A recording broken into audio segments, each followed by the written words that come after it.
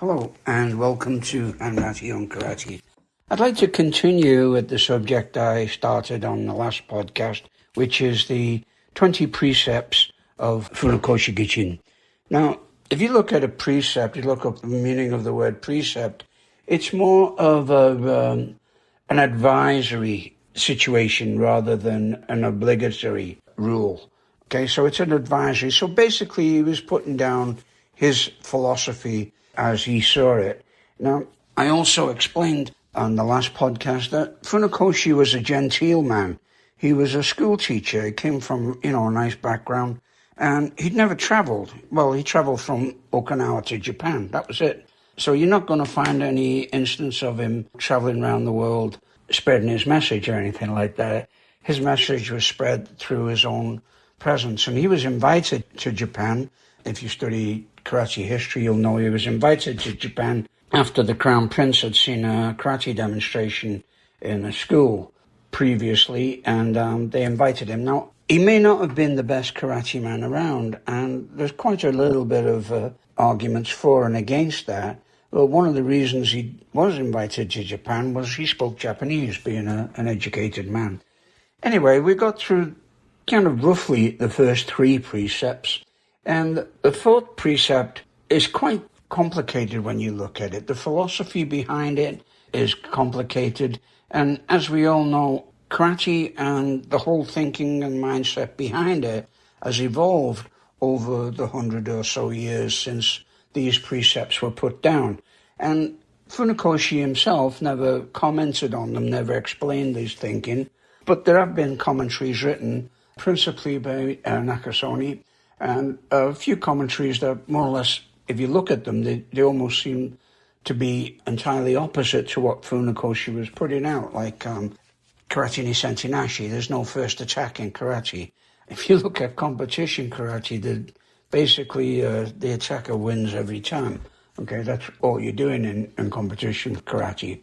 And there's arguments about that. I'm not going to get into that.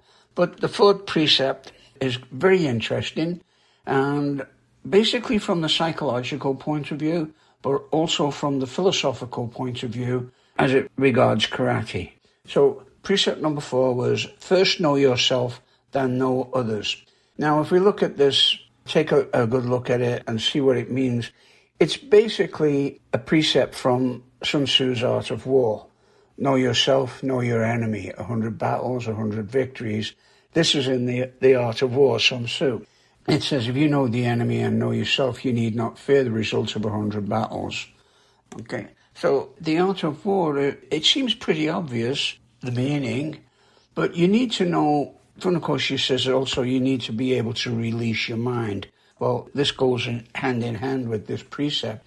So for me, and in my karate handbook, when I'm putting down my teaching, this precept is first and foremost. You need to know your own strengths and weaknesses and that of your enemy as well. But you can't always know your enemy's strengths and weaknesses. We're not running an intelligence service and all that. But they're not that hidden, right? The characteristics, the motives, your preferred method of attack and your strategies, these you know. You don't know his. Okay, so that's why, as I said in the last podcast, you treat everyone as a minimum, you're equal. And then you're going to be able to devise your appropriate strategies and plans to neutralize any strengths and exploit any weaknesses and hopefully achieve a desirable outcome. It's not always obvious, but you can try, okay? So a desirable outcome, what we're looking at in a street confrontation, for example, would be to diffuse the situation and not have it escalate into physical violence. Now, if that's not achievable, then what you need, your desirable outcome would be obviously not to get hurt and to apply a technique that will deter your opponent from any further violence, all right? It could also mean complete victory, forcing your enemy to abandon their plan of attack and protect your own forces or resources or whatever you want to protect, okay? So you don't have to have victory in every battle, but it's obvious that if it's a one-on-one, you do, okay? So the precept kind of is self-evident, but it can also be applied in your personal life and business, if you like. So if you know yourself, then you know your strengths, you know your weaknesses. So what I did in my handbook was I put down a whole bunch of strengths and weaknesses. What are your characteristics, if you like? You know your own physique, okay? If you're me, I'm just a short little old guy, but there are advantages and disadvantages that are associated with everybody's physique, okay? You may be light and very fast. You may be extremely strong and heavy and slow. So you got to look at the advantages and disadvantages just on a very personal level according to your build, right? You may have extremely fast reactions.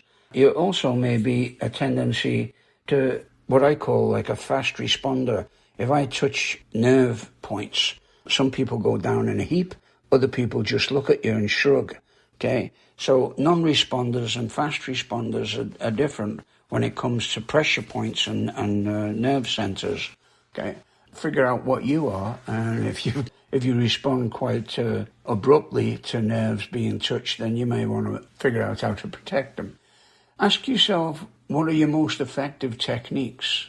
And also, and this I found when I had quite a few street encounters myself, is what are the techniques that you fall back on? What is your go-to technique in a fight if you have to fight? What is your go-to technique? And it may not be your most effective technique. There may not be an opening for your most effective technique, okay? But ask yourself these. So this is all part of knowing yourself, right? And also, what kind of speed can you produce? And how powerful are your techniques? Are you really good at timing? Do you get the distances right? Also, you want to ask yourself, what are your weaknesses? And do you prefer to be on the offensive or the defensive in a fight? Now, myself, I prefer to close distance very fast and fight on the inside, which is probably not the best way of going, but I tend to fight very, very quickly, strike a lot, and go for the very vulnerable points, okay? So I have a little sequence that I tell students to do in self-defense situations, and it is vision, breathing, and balance. Now, if I can, I'll go for your vision first. And I don't think about consequences, you're thinking about survival. So if I can stick my finger in your eye, that's where it's going. The next one is breathing. If I can disrupt your breathing like a punch to the throat or the solar plexus, then that's what I'm going to do. If I can't get in here, then I'm going to try for balance. And having been a small guy, I have a low center of gravity, so I'm quite good at throws, okay? So, or sweeps, whatever you like. And trying to catch the opponent's momentum and use it against them. If somebody throws a punch, maybe try to catch the punch, use the momentum against them to off-balance them. If I can off-balance you, then it gives me openings, okay?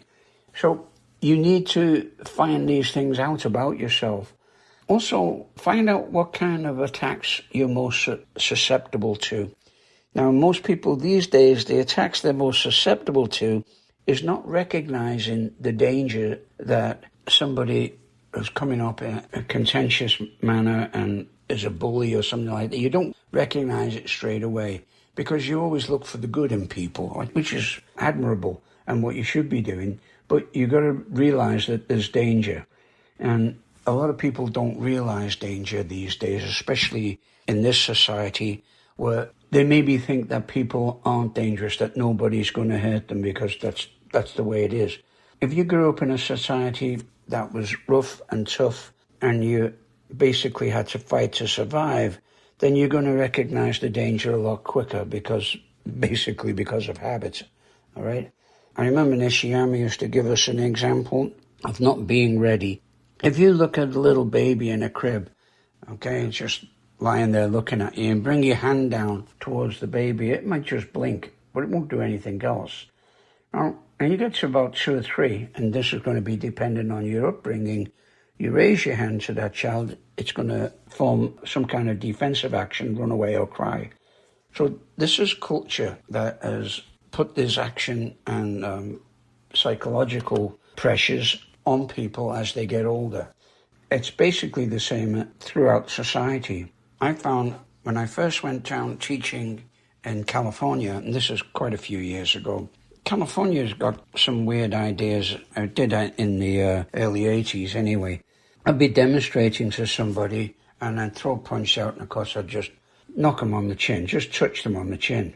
And they would be absolutely flabbergasted. They'd be surprised. You hit me. Of course I didn't hit them. I did touch them, but I didn't hit them. But I got that quite a few times, and trying to get people there to get into distance and actually make you strike. Your opponent has to know that he's been struck, that he's made a mistake. Otherwise, he's never going to learn anything from it. Okay? So you have to know your distance. How do you also react when you get hit in a fight? Now, I know my reaction is extreme anger, but a lot of people just fold. I'll give you that example of people in California. It's shock and amazement that somebody would dare get into their personal space and actually touch them. So this is really important, how you react when you get hit in a fight. Some people have never been hit in their lives, and yet they think that, oh, I'm a black belt in karate, I can look after myself. If you've never been hit and you don't know how you're going to react, it's going to come as a shock to you, all right? I always tell my students this. Nobody ever goes into the ring, in a boxing ring or MMA, thinking that they're not going to get hit, okay? It's how you react to getting hit. And it's going to be the same way in a fight. You're going to know that you're going to get hit. Whether it matters to you or not is all psychological, okay? With me, I get angry and I don't care what you do, I'm going to rip your face off, that kind of feel. I can switch that on and off. And hopefully I find that is a good defensive mechanism for me, okay? And do I try to read the opponent and dictate the fight? Well, this is more like a competition attitude than a self-defense attitude. If you've read the opponent right, it's not going to get to a fight. You've either took him out or you've diffused the situation. If it does get to a fight, it's not going to be, I hit you, you hit me. It's going to be, how many times can I hit you before you go down? Okay, but if you can dictate the fight, like maybe sweep the guy, put him on the floor, and then finish, then that's it, that's fine. You read it right and you're good. But you need to know that in your mind. So this is all part of knowing yourself, right? Also, if you've ever been in a fight, what would your mood or what would your mindset be before, during, and after, okay? With me, I try to get my action going before the adrenaline dump comes. Now, adrenaline's a really strange hormone. It goes back to our lizard brain, instinctive. And what it does is it shuts down your fine motor skills, shallows your breathing, draws the blood circulation into the vital organs, and you get tunnel vision, okay? So it really sharpens up the fight or flight reflexes. It doesn't do much for your fighting because it all becomes instinctive at that time. So what you have to do is try to control it to a certain extent. You do need the adrenaline, believe me. And now, after the fight, adrenaline is really slow to come on, but when it comes on, it generally ODs. You generally get an overdose of it. And it's going to take you quite a while to get rid of it. Now, some people will have a fight, and 6 weeks later on, that fight's going through their head again and again. I should have done this, I should have done that. And it's the same if you have some good competition fights. You're going to be thinking about it for days and days. The memory stays in there a lot longer than for other instinctive activities like sexual activities, for interest. You'll be thinking more of a fight for weeks after than you will for a sexual activity. So this is just part of an instinctive reaction. So what you want to do, if you go back to the precept of knowing yourself, if you can apply these precepts and put them into a broader context, like determining the direction of your education or your life, or even working out a relationship, dealing with social contacts. Knowing yourself requires a lot of digging, and it also requires a lot of introspection. And so you've got to really have a good look at yourself, almost like you're a complete stranger, and then ask yourself a load of questions, you know. How would you describe your childhood? Do you make friends easily? Do you have many friends? Okay. Do you suffer from bullying? In these days, most of the people ask themselves, do I suffer from gender identity and all that? Not me. It wasn't a question when I was growing up. That was it. What are some of the most valuable things that you've learned, whether it's through karate or through education or from your parents? Do you have any special talents yourself? Okay. And I say always look for your strengths and look for your weaknesses. What makes you angry or sad? And how do you think people look at you? What milestones have you achieved in your life up to now? I'll be quite honest with you. I've just about fulfilled all of my bucket list, but, it's up to you. Also, do you set goals and plans, all right? Have you achieved any? And probably the most important one I like people to ask themselves is, what are your values? What are your morals? What principles and ethics do you follow? Okay, and what you have to do is disregard any bad feelings that come up and try to get rid of them. If you've got bad habits, you should try to change them. So you got to ask yourself, are you ready to put in any effort and invest in yourself to make changes happen? All of these things come into knowing yourself. Now, this is only the 4th precept, and as I say, there's 20 of these precepts, so you can see the depth we can go to any of them. And as I said, all of these rules, if you like, are rules to live by. Funakoshi didn't comment on them, but you can tell hopefully tell the way he was thinking. So if you ask yourself, how much do I understand myself? And then you can maybe think about, how much do I understand others? People are arrogant by nature, they're self-indulgent by nature. So you probably think that you know the closest person to you, whether it's your best friend or your spouse or your girlfriend or your parents. You may think that you know them better than you know yourself. But I think if you ask yourself those questions, or some of those questions that we just ran through, you may be a little surprised. Now, you've got to answer honestly, obviously, but just have a think about them. How well do you know yourself? And that's the way you get to understand others. And I know it all comes down to like Sun Tzu's Art of War, that one precept, and we have no idea what Funakoshi was thinking when he wrote these precepts, or when he wrote that, understand yourself, then understand others. So figure out who you are before you start making judgments or saying that you know anybody else. Navigate life's challenges with confidence. In confidence in yourself, that you know who you are. We're all going to have faults, but, be aware of them.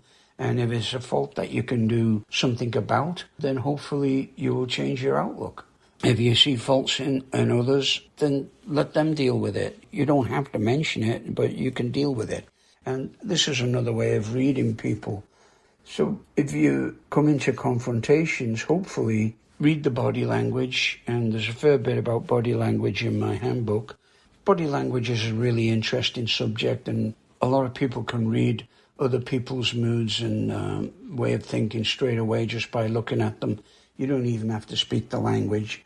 But any kind of confrontation that comes up, hopefully it will help you get into a position where your strategy and your thinking can neutralize or diffuse the situations and help you achieve a desirable outcome.